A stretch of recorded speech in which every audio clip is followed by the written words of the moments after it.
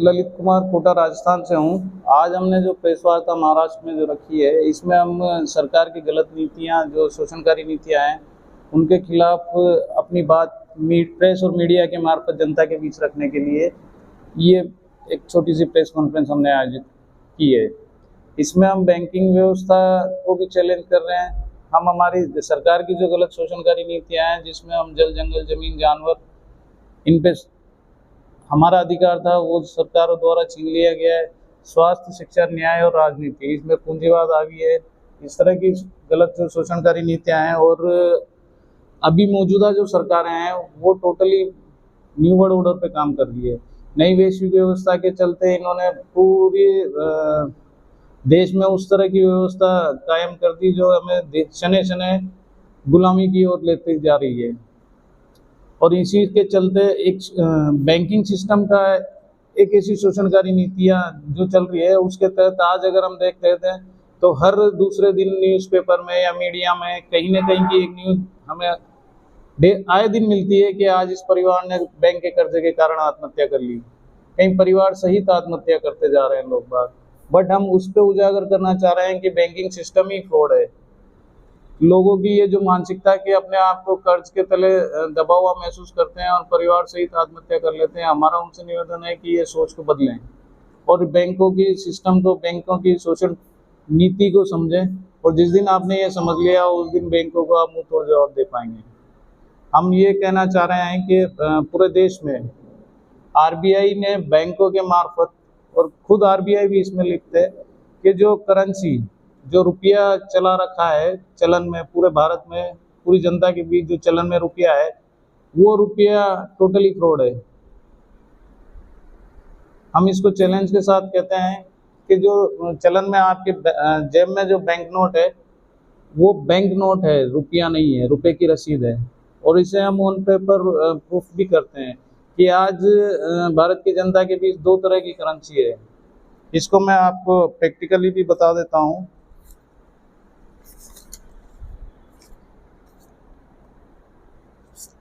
पूरी भारत की जनता के बीच ये दो तरह की करेंसी आरबीआई और बैंकिंग सिस्टम ने चला रखी है। हम भारत के नागरिक हैं, अपनी मेहनत और अपनी ऊर्जा के बल पे हमें जो मेहनताना मिलना चाहिए, या जो उसका हमें मेहनत के रूप में जो मिलता है, वो भारत का रुपया मिलना चाहिए। ये भारत का रुपया है, ये ही भारत की करेंसी है।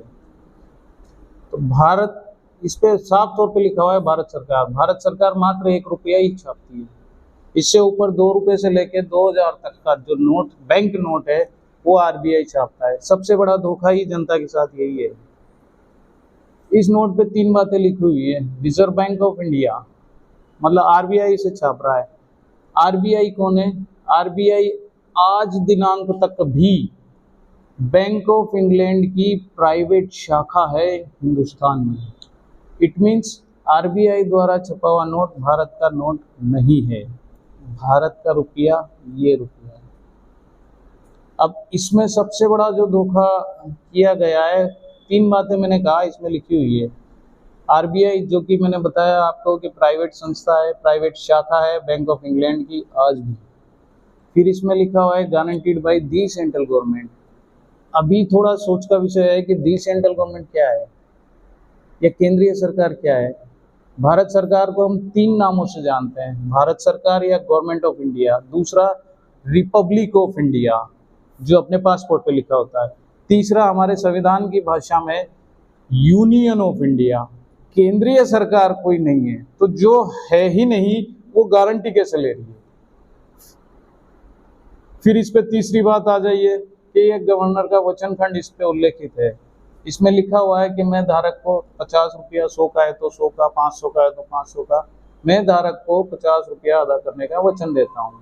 धारक कौन? इट मीन जिसके हाथ में ये है, और उसे ये 50 रुपया, इसके बदले 50 रुपया अदा करने का वचन देता है। नीचे गवर्नर के साइन है। इट मीन्स ये रुपया नहीं है, ये रुपए की रसीद है, इसके बदले 50 रुपये मिलेगा। अब रुपए छापने का जो कानून था उस पर अगर गौर किया जाए तो 1870 कोइनीज एक्ट, उस एक्ट में उल्लेखित था कि जब तक हमारे, उस वक्त अंग्रेजों का शासन था और हमारे दादा परदादा जब वित्तीय विनिमय, वित्तीय लेन देन जो करते थे, सोने चांदी की मोहरों में उस वक्त वित्तीय लेन देन हुआ करता था। और भारत की करेंसी भी उस वक्त वही हुआ करती थी। उस वक्त ये चांदी का 1 रुपया ये तय था। तो 10 चांदी के रुपए बराबर, मतलब सोने और चांदी में जो विनिमय होता था, उनके सिक्कों में जो विनिमय होता था, इनकी कीमत में वेरिएशन था। तो उसको निर्देशित करने के लिए उस वक्त तय किया गया, क्योंकि सोने और चांदी की कीमत में फर्क होता है, तो 10 चांदी के रुपए बराबर 1 सोने की मोहर वो हुआ करती थी। ये 1 सोने की मोहर आपके 10 चांदी के रुपए बराबर 1 सोने की मोहर। वजन फिक्स था, मानक तय था 1 तोला। जिस तरह अभी आप इसको ऐसे समझे, वजन का मापक किलोग्राम, 1 किलो में 1000 ग्राम होता है। कम तो नहीं ले सकते ना आप, 900 ग्राम को 1 किलो मान लेंगे क्या? नहीं मान सकते। लिक्विड में अगर कुछ मापना हो आपने, तो उसमें उसका मापक क्या होता है? लीटर। 1 लीटर में 1000 मिलीलीटर। 900 मिलीलीटर को तो आप 1 लीटर नहीं मान सकते ना। 1 घंटे में 60 मिनट होते हैं, आप 50 मिनट को 1 घंटा मान लेंगे क्या? उसी तरह रुपए का भी मानक तय किया गया था 1860 ईस्वी से पूर्व। 1600 ईस्वी में शेरशाह सूरी के वक्त से ये जारी था और ये तय किया गया था। आज भी मानक के साथ छेड़छाड़ नहीं की जा सकती। 24 घंटे का एक दिन होता है, उसको 23 घंटे में कर सकते हैं क्या? सूरज पूर्व से निकलता है, पूर्व से ही निकलेगा, तय, चेंज नहीं किया जा सकता। उसी तरह रुपये का भी एक मानक स्टैंडर्ड है, उसे भी चेंज नहीं किया जा सकता। अब इसके पीछे सबसे बड़ी लूट अंग्रेजों ने कहाँ गुलाम हुआ, आर्थिक गुलाम हुआ। 1856 में, 55-56 के दशक में उन्होंने रातों रात घोषणा की कि आज के बाद 15 चांदी के रुपए बराबर 1 सोने की मोहर। तो आधा सोना तो उन्होंने वैसे ही लूट लिया। आज जिसके घर में उस वक्त 30 चांदी के रुपये अगर रखे हो, वो सोचता कि सुबह जाके और मैं इससे गोल्ड मोहर ले लूंगा, तो सुबह 30 चांदी के रुपए देके उसे 3 सोने की मोहर मिलनी थी। अंग्रेजों ने रातों रात घोषणा कर दी कि आज के बाद 15 चांदी के रुपए बराबर 1 सोने की मोहर। अब आप अगर सुबह जाते हैं तो आपको 30 की जगह जहाँ पहले 3 मिलनी थी, अभी कितनी मिलेगी? 1.5। उस वक्त कोलकाता में जनमानस ने इसका विरोध शुरू किया और उस विरोध को दबाने के लिए फिर इन्होंने व्यवस्था बनाई और उस व्यवस्था में लोगों, कुछ भारत के लोगों को वर्दी पहना के और उन्हें डंडा देके बोले इस विद्रोह को दबा दो। लठ चलाए, सब कुछ किया, तो वो विद्रोह को वहीं दबा दिया गया। तो 1857 की जो क्रांति थी, इतिहास ही गलत पढ़ाया गया कि वो क्रांति उस दौर में उस वजह से हुई थी, बाकी जबकि बताया दूसरा गया। उस क्रांति को दबाने के लिए इन्होंने पुलिस की व्यवस्था की और उसी के बाद से जब उन्होंने देख लिया कि हाँ कि चंद लोगों को, मुट्ठी भर लोगों को हम डंडे देके और अगर जनमानस पे छोड़ दें तो लोगों को दबाया जा सकता है, उसीलिए इन्होंने फिर पुलिस की स्थापना कर दी और 1860 में पुलिस एक्ट बना के हिंदुस्तान में पुलिस की स्थापना की। तो पुलिस आज की तारीख में लोगों की आवाज़ उठाने के लिए, उनको दबाने के लिए है, न कि उनकी सेवा सुरक्षा के लिए। इस तरह से बैंकों ने ये फ्रॉड किए। आज अगर इसमें चलता है कि 1857 में, अभी वापस आ जाते हैं, 1968 तक नोट पे लिखा होता था आई प्रोमिस टू पे द बियरर ऑन डिमांड। नीचे लिखा होता था attorney office of issue. It means मांग किए जाने पर आपको इसके बदले गारंटी के तौर पे जो ये रखा हुआ है ये मिलना है। बाद के गवर्नर ने वचन खंड बदल दिया। आज अपने हाथ में जो करेंसी नोट है ये बदला हुआ वचन खंड है। सबसे बड़ा धोखा यही है, पूरी जनता के साथ यही धोखा हुआ। पहले हम इसको मान सकते थे, नीचे होता था अटॉर्नी ऑफिस ऑफ इशू, मतलब जिस ऑफिस से जारी होता है। जारी कहाँ से होता है? बैंक से, और बैंक को जारी होता है आरबीआई से। इट मीन्स हमारे दादा परदादाओं से सोने चांदी के ये सिक्के लेके और हमें प्रत्याभूत के रूप में, पर्ची के रूप में ये दिया गया। बट इसमें उनका शर्त लिखी थी कि आप जब भी मांगोगे आपको ये वापस मिलेगा। सुना, आज गवर्नर इसमें कह रहा है कि मैं धारक को 50 रुपये अदा करने का वचन देता हूँ, मतलब इसके बदले रुपया देगा। ये तो रुपया नहीं है, रुपये की रसीद ही है। तो मांग के देखते हैं, बैंक जाते हैं, रिजर्व बैंक से मांगते हैं तो वो नहीं देते तो इसका मतलब ये डिवैल्यूएटेड है। वैल्यूएटेड तो वही हुआ ना, सोना चांदी, उसको अगर परिणति देखें तो स्टैंडर्ड है रुपए का। दूसरी बात कि कोई भी देश अगर अपनी करेंसी छापता है तो उसके पीछे कुछ ना कुछ उसे रिजर्व रखना पड़ता है। पेपर करेंसी के पीछे क्या रखना पड़ता है? गोल्ड। हमारे पास वो एविडेंस है जिसमें हमने प्रूव किया है 768 पॉइंट कुछ मेट्रिक टन गोल्ड हिंदुस्तान ने बैंक ऑफ इंग्लैंड और बैंक ऑफ सेटलमेंट जापान वहां रिजर्व रखा हुआ है। उसके बदले मात्र 4.92 लाख करोड़ रुपया ही छाप सकते हैं, और छापा हुआ कितना है? 34.78 लाख करोड़। इट मीन्स आपकी गारंटी कितने के पीछे? 4.92। चलिए 5 मान लेते हैं, 5 लाख करोड़ के पीछे गारंटी है। उधर 34.78 से 35 मान लेते हैं। 35 से 5 लाख करोड़ आप माइनस करेंगे तो 5 लाख करोड़ के पीछे ही गारंटी है। 30 लाख करोड़ के पीछे कोई गारंटी नहीं है। तो 30 लाख करोड़ रुपया जो भारत में जनता के बीच सर्कुलेट है वो डिवैल्यूएटेड है। जो रुपए का डील है 24 नवंबर 2024 में हमारे संस्थापक सदस्य डॉक्टर देवेंद्र बलारा व शोधकर्ता घनश्याम वर्मा जी की है बुक हमने जनता के लिए लॉन्च की थी। इसमें हमने सारे संवैधानिक और सभी जानकारियां इसमें पेपर उल्लेखित है। डिवैल्यूएशन तो इन्होंने धोखाधड़ी की है लोगों के साथ, उसमें गजट तो इन्हें पेश करना था। आज आप उठा के पूछ लीजिए कि इसके बदले क्यों नहीं दे रहे। कहते हैं कि नहीं कि मानक स्टैंडर्ड खत्म कर दिया। अरे मानक स्टैंडर्ड अगर खत्म कर दिया इट मीन्स मनमर्जी जितना छाप सकते हो ना, तो वो भी छाप लो जो हमसे लेना है। जब सिंपल सी बात जनता को ये बात अगर समझ में आ गई कि छापने की आप में ताकत है 5 लाख करोड़, छाप रखा है 35 लाख करोड़, फिर जब हम वित्त मंत्रालय से पूछते हैं तो वित्त मंत्रालय हमें जवाब देता है कि जब वित्त मंत्रालय से हमने पूछा कि पूरी भारत की जनता पर कर्ज और लोन के नाम पे कितना दिया हुआ है, तो वित्त मंत्रालय से हमें जवाब मिलता है 255 लाख करोड़। अब सोचने की बात यह है 255 लाख करोड़ आपने कर्ज और लोन के नाम पे पूरी जनता को बांट दिया। पैसा आपके पास कितना होना चाहिए? 5 लाख करोड़। छाप कितना रखा है? 35 लाख करोड़। 35 में से 5 गया तो 30 तो वैसे ही फर्जी था। अब इसको आप 255 लाख करोड़ से अगर माइनस करते हैं तो 220 लाख करोड़ रुपए जो आप पे मुझ पे लोन और कर्जे के नाम पे लदा हुआ है। बट इस 220 लाख करोड़ का तो वजूद ही नहीं है। जो आपने छापा ही नहीं वो आपने भारत की जनता को लोन के नाम पे कैसे दे दिया? और जनता अगर आप इस पर कब से काम कर रहे हैं और आपकी उपलब्धि क्या है? में काम किए जा रहे हैं, लोगों के बीच अवेयरनेस प्रोग्राम हम रख के लोगों को अवेयर करते जा रहे हैं। वहाँ काफ़ी लोगों की जान बची है जो हम लोगों से संपर्क में आए और जिन्होंने ये जानकारियाँ चाहिए और जानकारियाँ ग्रहण की है।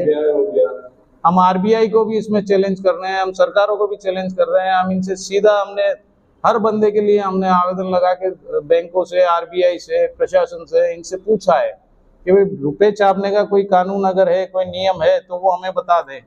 और अगर आप गलत तरीके से कर रहे हो और गलत तरीके से लोगों को गुमराह करके दबाव में लाके उस स्तर तक ले जा रहे हो कि आदमी अपने आप को अपराधी महसूस करके और आत्महत्या भी कर रहा, तो उसके पीछे दोषी कौन? तो ऐसा लगता है तत्कालीन गवर्नमेंट और रनिंग गवर्नमेंट दोनों भी इसमें दोषी है। दोनों ही इसमें दोषी हैं। पूर्व की गवर्नमेंट भी इसमें दोषी है, क्योंकि हर वो सरकार जो देश में जनता के लिए काम करती है, जनता का शोषण ही करती है, सब अपनी जेबें भरने में लगे हुए हैं। हर नेता, हर राजनीतिक यही करता है। सरकारें कोई भी आए बदलती रहती है, 5 साल वो खाता है, 5 साल मलाई ये खाता है। जनता की किसी को कोई परवाह नहीं है। 3 साल से बैंकिंग मुद्दे पे हम लोग लगे हुए। मिनिस्टर से बात हुआ इसमें? फाइनेंस मिनिस्टर भी हमें जवाब नहीं देता। हम आज भी ये तक भी हमने पूछ लिया कि भारत की आज़ादी का अगर आप हम भारत आज़ाद हुआ, आप कहते हैं 15 अगस्त 1947 को भारत आज़ाद हुआ, हम कहते हैं कि आज भी आज़ाद नहीं है भारत। भारत की आज़ादी का अगर आपके पास कोई प्रमाणित दस्तावेज हो तो वो आज हमें आप उपलब्ध करवा दें। अन्यथा गुलामी का दस्तावेज हमारे पास आज भी मौजूद है। ये हमने जब प्रधानमंत्री राष्ट्रपति से भी पूछा, राष्ट्रपति महोदय का भी ये रिप्लाई है कि गहन शोध का विषय है। इसका मतलब राष्ट्रपति भी ये बताने को तैयार नहीं है, या उनके पास भी ये जानकारी नहीं है कि भारत आजाद हो गया, किससे हुआ, कब हुआ। 1857 का जो हुआ था वो इसमें हमें जो पढ़ाया जाता है वो इसका मतलब इतिहास ही गलत पढ़ाया गया है। इसके प्रमाणिक दस्तावेज हमने सब इस बुक में छापे हुए हैं। इस बुक से आपको सब वो आपको ऐसा नहीं लगता तब के क्रांतिकारियों के शहीदों का ही अपमान? वही हम कह रहे हैं कि हमारे नेताजी सुभाष चंद्र बोस, जिनके सपने को साकार करने के लिए आज हम फिर उठ खड़े हुए हैं। आज हम इन्हीं की सोच के लिए लगे हैं। आज भी वही सोच है आजाद हिंद सरकार। वो अगर भारत में आज होती तो ये दौर हम आज नहीं देख रहे होते। आज तक आप 3 साल से काम कर रहे हो, उपलब्धि क्या क्या होगी आज हम आपके हाथ में कर रहा है, और किसको अभी तक इसमें से बेनिफिट मिला? सरकारें अभी तक तो इसको कोई हमें जवाब बराबर दे नहीं रही, गोलमोल जवाब देती है और हमारी बातों को दबाया जाता है। हमने इसको आज ले जाके पिछले दिसंबर 2024 से हमने इसको उठा के कई बार हमने आरटीआई लगा के पूछा, सरकारें हमें ये गोलमोल जवाब देती है। आरबीआई भी, वित्त मंत्रालय से भी। इसके बाद हम इसको न्याय मिलता तो सुप्रीम कोर्ट और हाई कोर्ट बंद करना, न्यायपालिका भी बिकी हुई है। उसके बाद फिर हमने आज इसको दिसंबर से हमने इसको कोर्ट में भी चैलेंज करना शुरू किया है। आज 15 राज्यों में लगभग 90 से ज्यादा मुकदमे हमने दर्ज किए हुए हैं बैंकिंग सिस्टम पे। इसमें हमने आरबीआई, वित्त मंत्रालय, आपके जिलाधिकारी, कलेक्टर को, एसपी को, सभी को पार्टी बनाया हुआ। यही जवाब हम कोर्ट में भी पूछ रहे हैं इनसे। आज अपन छत्रपति संभाजीनगर में प्रेस को संबोधित कर रहे हैं, औरंगाबाद वहाँ पर कितने मुकदमे दायर है और उनकी स्थिति क्या है? अभी 10 मुकदमे आपके यहाँ दर्ज हैं और इसमें नोटिस समन अभी इन लोगों को जारी हुआ है। कौन से बारे में? बैंकिंग सिस्टम को लेके, जहां इन्होंने लोगों की संपत्तियां कुर्क की है, उन पे कब्जे किए हैं। लोन के रूप में हम जब आपको ये बता रहे हैं कि जो पैसा है ही नहीं वो आपको दिया गया है, और जो दिया गया है वो आप चुकाएंगे कैसे? सिंपल सी बात, आप इसको ऐसे समझिए कि ये मोबाइल अगर मैंने आपको दिया और आपको बोला कि 2 महीने बाद आप इसे मुझे वापस लौटाएंगे, 2 महीने बाद आप इसे मुझे वापस लौटा देंगे बड़ी आसानी से, बिकॉज ये मैंने फिजिकली दिया और आपसे फिजिकली मांग रहा हूँ। ठीक बात। दूसरी, अगर मैंने आपको व्हाट्सएप पे मैसेज किया कि मैंने आपको मोबाइल दिया, 2 महीने बाद अगर मैं इसे आपसे वापस मांगता हूँ तो क्या आप मुझे लौटाएंगे इसे फिजिकल? नहीं लौटा सकते। यही सिस्टम बैंकिंग सिस्टम है आज के दौर में, कि जो चीज़ उनके पास है ही नहीं, जो पैसा उनके पास नहीं है वो आपको दे कैसे रहे हैं? बैंक ने किसी भी व्यक्ति को नगद में कुछ लोन दिया क्या? खाली वो अपने ही यहाँ, खुद ही के यहाँ उसका एक अकाउंट खोलता है, उसी में डिजिट ट्रांसफर करता है, इट मीन डिजिटल देता है। और अगर आप 1 महीने अगर डिफॉल्ट हो गए तो फिजिकली वसूली के लिए आ जाता है। इट मीन्स नकली करेंसी, आभासी करेंसी आपको दी जा रही है, बदले में आपकी असली मेहनत की कमाई, आपकी पूंजी, आपकी संपत्ति वो लूटी जा रही है। हाँ, मैं बोल रहा हूँ ना, मैं तो खुलेआम बोलता हूँ कि मैं भारत की करेंसी को मैं फर्जी बोलता हूँ। अगर इसमें अगर किसी को आपत्ति है तो मुझ पे केस करे, मुझे गिरफ्तार करे ना। तो फॉरेन में अपनी करेंसी क्यों चल रही है? गोल्ड के बेस पे ही चल रही है, जो इसके पीछे प्राइमरी रखी हुई है। गोल्ड के बेस पे ही चल रही है फॉरेन में, जिस प्राइमरी जो रखी। डेबिट कार्ड है, क्रेडिट कार्ड है, किसान कार्ड है, आपने इसको भी फर्जी कहा। हाँ, जो चीज नहीं है वो आपको दी जा रही है। मैं इसको आपको कह रहा हूँ आभासी करेंसी है। इट मीन्स आप मुझसे वही तो लोगे जो आपने मुझे दिया है, और आप मुझे वही दोगे जो आपके पास है। जो आपके पास है ही नहीं वो आप मुझे दे कैसे दोगे? बैंकों ने यही तो किया है। जो उनके पास नहीं है वो डिजिटल आपको दिखाया जा रहा है कि मैंने दे दिया, और आप निकाल रहे हो इधर एटीएम से आपको रुपया, भारतीय रुपया नहीं मिल रहा, ये बैंक नोट मिल रहा है। आप इसके बदले इस पे साफ तौर पे लिखा हुआ है, गवर्नर इस पे कह रहा है कि ना कि मैं धारक को 50 रुपया अदा करने का वचन देता हूँ। आप मांगिए ना गवर्नर से कि ये आपका शपथ पत्र है, एफिडेविट है, रुपए की रसीद है, रुपया नहीं है, आप खुद कह रहे हो, नीचे साइन है आपके, तो इसके बदले 50 रुपए दो ना। कौन सा रुपया है 50 रुपया?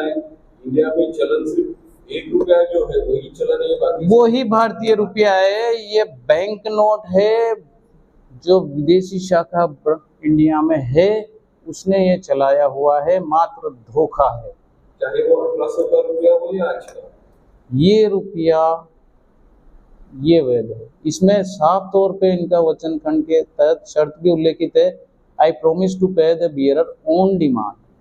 इसको मैं अगर संविधान के तौर पे अगर आपको बताऊं तो 1870 में कोइनीज एक्ट बना, 1871 में कोइनीज एक्ट, 1882 में पेपर करेंसी एक्ट, 1906 में कोइनीज एक्ट, उसके बाद 1934 में आरबीआई एक्ट बना था।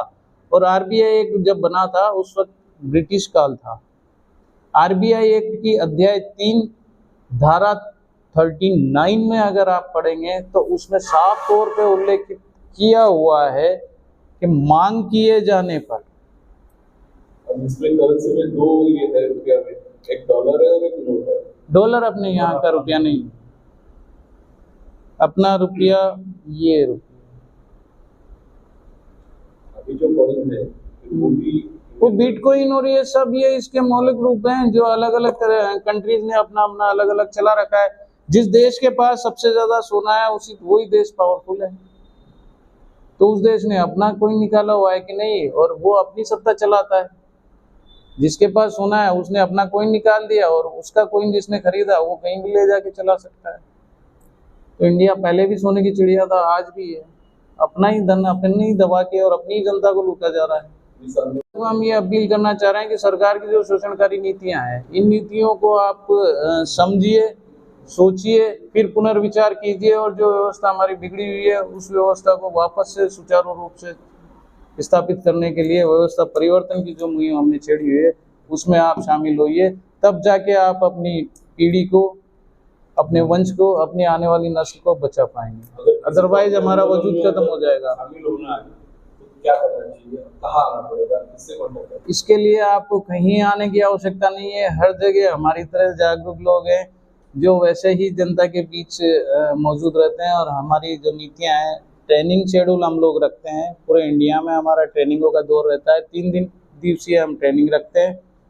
उस ट्रेनिंग में हम 3 दिन तक लोगों को पूरी सरकार की शोषणकारी नीतियों की जानकारियां देते हैं। उससे किस तरह से बचाव हो सकता है या विरोध किस तरह से किया जा सकता है या इनसे हम किस तरह से अपनी पीढ़ियों को, अपनी नस्लों को बचा सकते हैं, ये हम उसमें सारी जानकारी।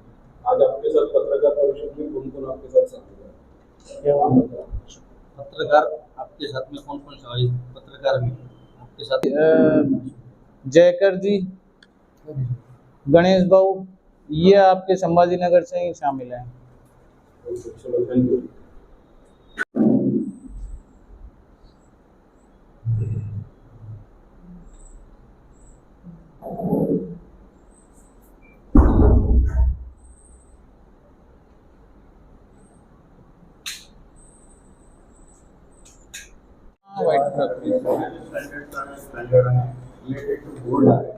नोटबंदी जब हुई थी रात हजारों टेंडर है ये, इट मीन्स उसकी रसीद है, रुपया नहीं है। अरे खुद ही चीख के कह रहा है ना कि इसके बदले रुपया देगा, इट मीन्स रुपया नहीं है, रुपये की रसीद ही है ना। इसको जूम करिएगा, यहाँ पे लिखा हुआ है, बाद के नोट में हटा दिया। अरे क्यों?